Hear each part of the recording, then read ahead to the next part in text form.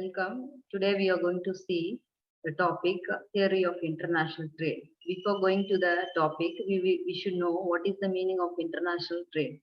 International trade means the trade exists between one country and another country.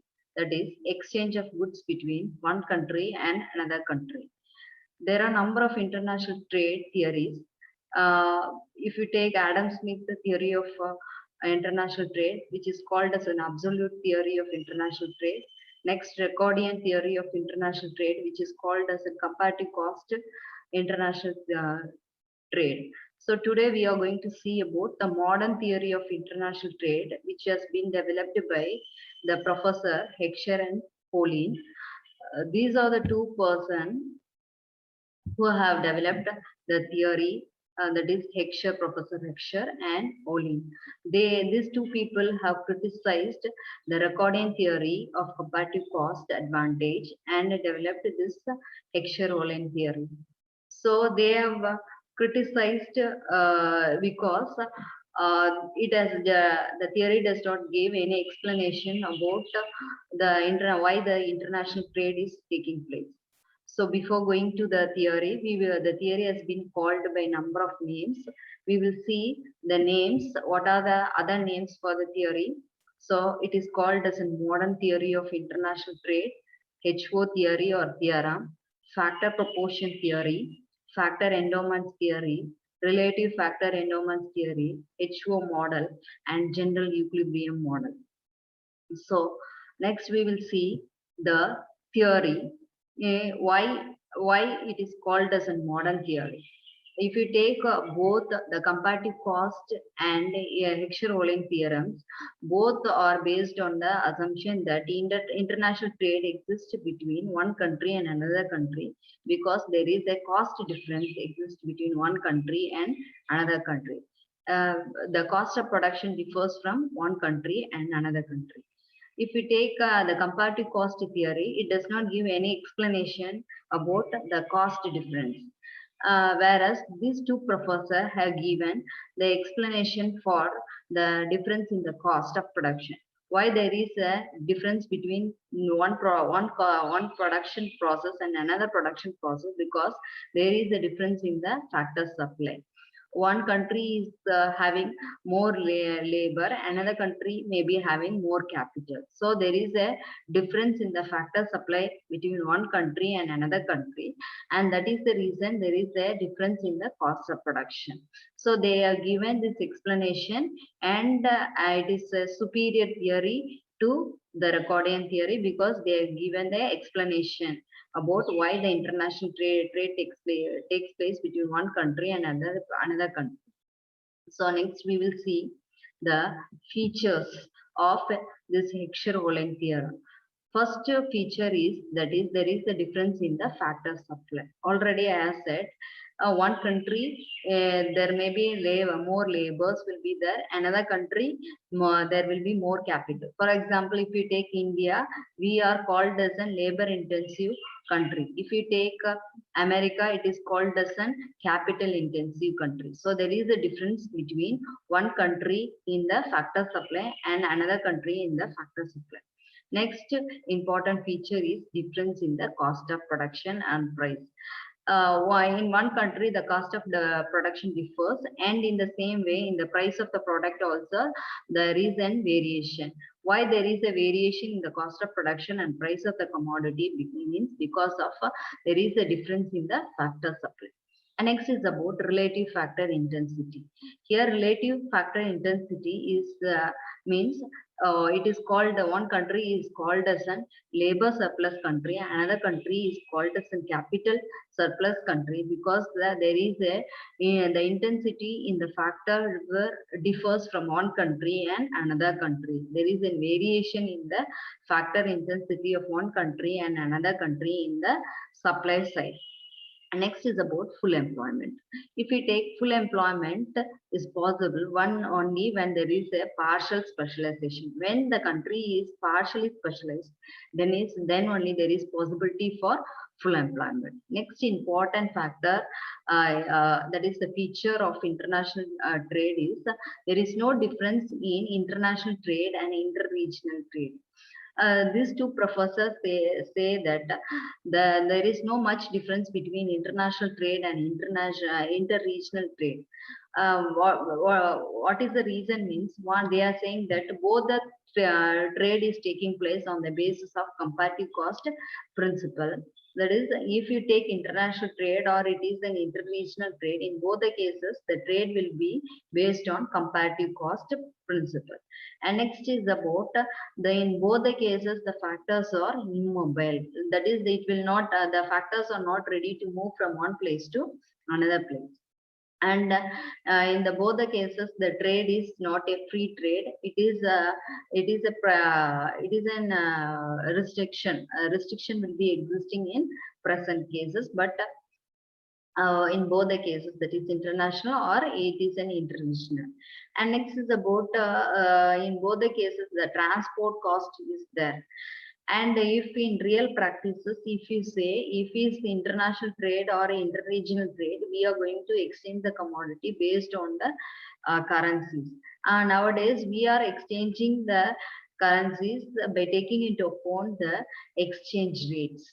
So they are given like this, the explanation for the international trade. What is the reason the international trade is taking place? For that, these two professor gave the explanation, and because of this reason only, the international trade is taking place between one country and another country.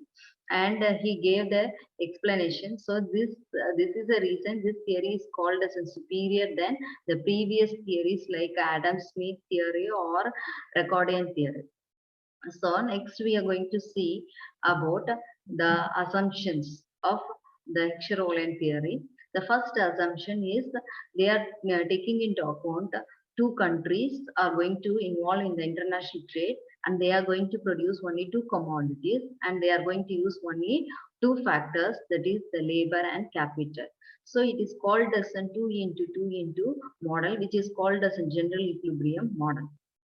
And the next important assumption is the factors, that is the production function involved in the factors are same in both the countries. In both the countries, the production function is same. It is identical. There is no change in one country and between one country and another country.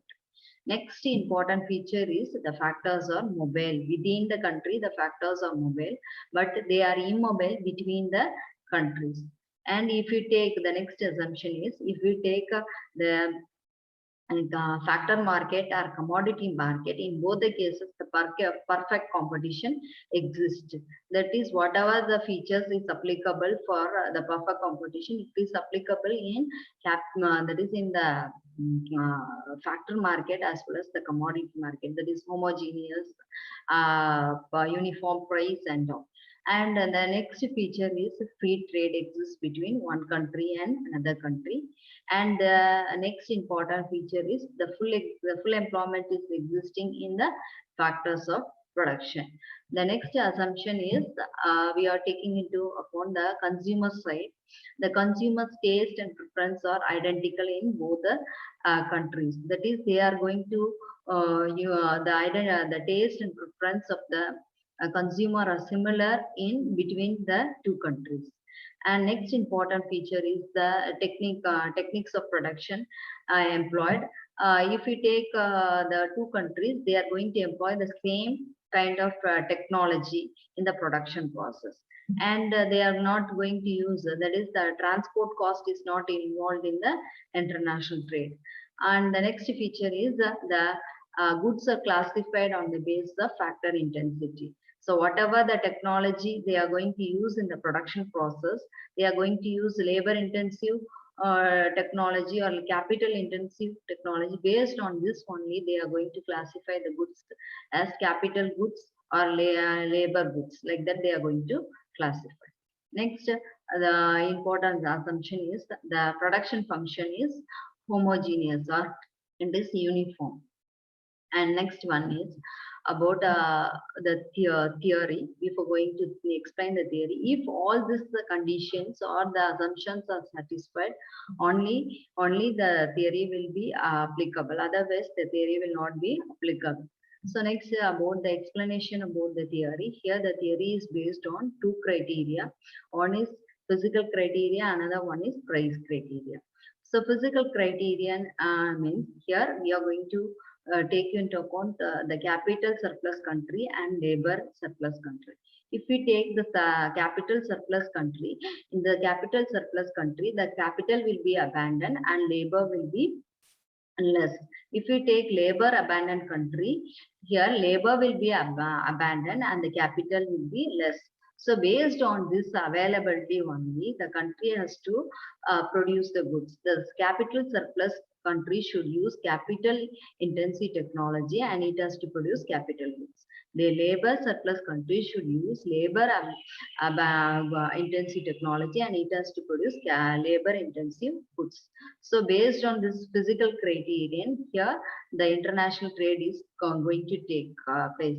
This can be seen with the help of a picture. You can notice the physical criterion. One country is having low capital and more labor. That is the labor intensive technology. Here, if you take another picture, we are going to see high capital and low labor. This is called as a labor intensive technology. So it is low capital and high labor is called as an labor surplus country, and here high capital and low labor ratio is called as an capital surplus country. So by the picture we can see which country is going to use the capital intensive technology and which country is going to use the labor intensive technology. I already given an example. India is a labor intensive country, labor surplus country. So we will use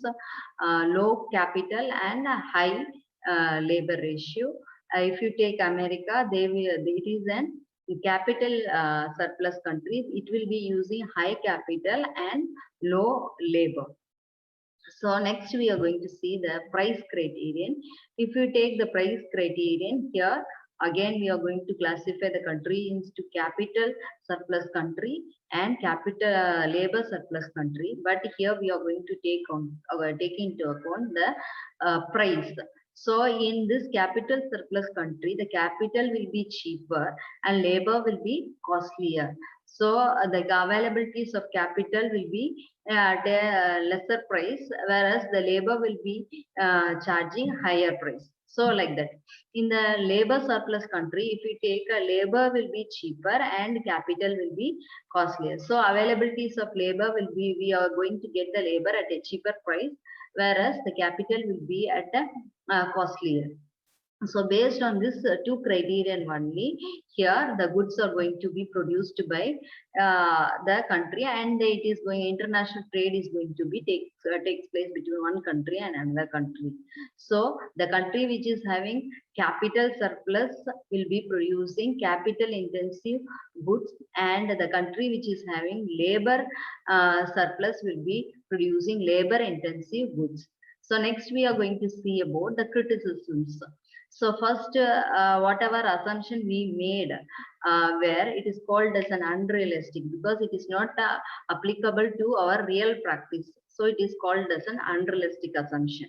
And if we take the factors, capital as well as the labor, it will not homogeneous. It will not uniform between one country and another country. So there will be a variation in between one country and another country. In the same way, in the production techniques also, there will be variation existing between one country and another country. In the same way, if you take the consumer, the taste of preference of the consumer of one country will be different from another country.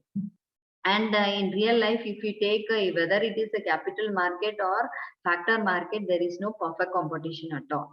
So in real life, we cannot see the perfect competition in both the markets. And the technological change is not happening. This factor has been neglected. That is the chance for technological change has not been taken into account. And very important thing, if you take today, it is an international trade or it is a trade within one region, one area to another, here transport cost is must, but the theory has not taken into account the transport cost. And the product differentiation is not taken into account by the professors.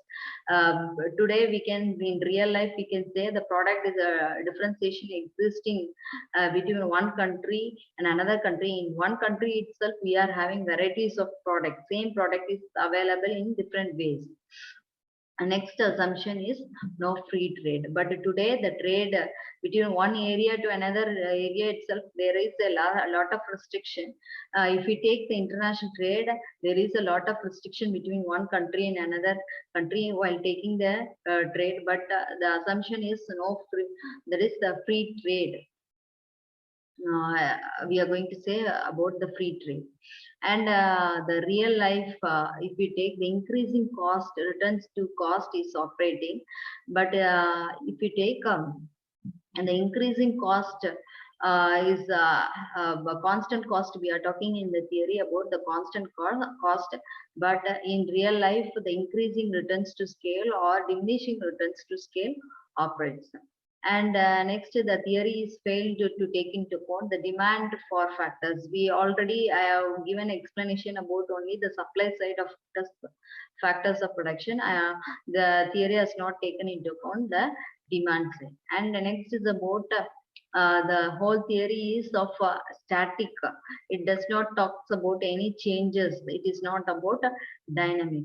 So whole theory based on these assumptions, as well as and the theory is superior because it gave the explanation about why the international trade takes place and all, and that is the reason this theory is called as a superior theory than the previous theory. But it is also based on some kind of criticism only, but compared to other theories, it is a modern theory and it is superior theory, but it is not out of criticism, because it is based on only based on this theory only. In future they have developed a number of theories like Leontief theory and all. So thank you.